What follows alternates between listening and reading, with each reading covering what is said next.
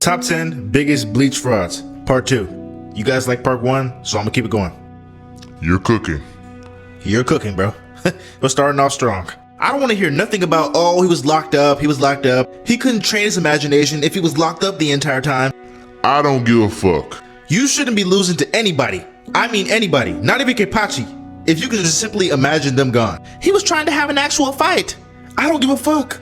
You lost by trying to imagine yourself being stronger than the person you're fighting. That is some fraud tendencies. Not to mention, his mind and imagination is literally just weak. Like Kenpachi was in his head rent-free. He had this man over here thinking that he was a monster. Now don't get me wrong, he is a monster though. He's a monster.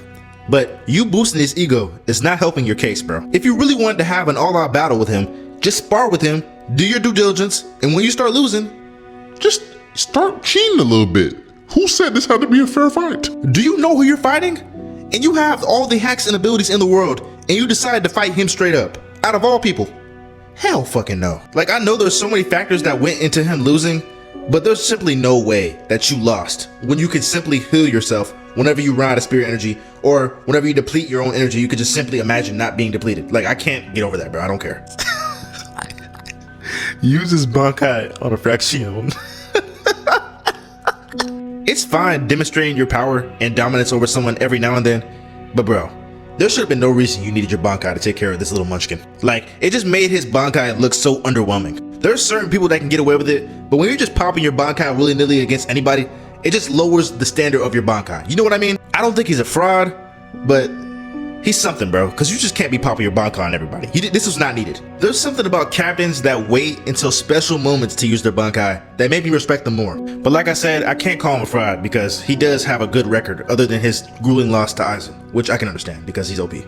I told y'all he was gonna be on this list eventually. You can't make a fraud list without putting Renji. I don't care if you think he's a fraud or not, bro, there's no fraud list that Renji's not on. I'm sorry, it's just the truth. Like, my eyes have been opened. I already know Renji's not a true fraud, but in the essence of nature of fraudness, he has the resume to back it up. Now, when you add context to it, that's where things change. It's safe to say, after his fight with Jackie, he was on a revenge tour, dripping his shit out, going crazy.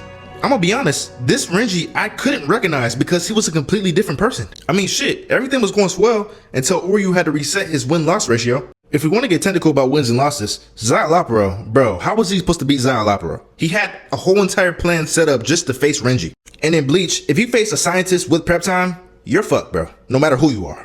Unless there's a considerably wide gap in power between you and them, which Renji did not have. Byakuya, do I need to even say more? He was not on Byakuya's level, bro.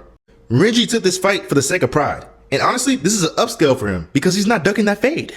And Aizen was quite literally wiping the floor with everybody, not just Renji. So Renji, you take your L's, but you take them like a champ. We won't call you a fraud, but you are a bum. I can't call you anything else. You take L's. You be taking L's. I got to. But he's not a fraud, okay? He's not a fraud.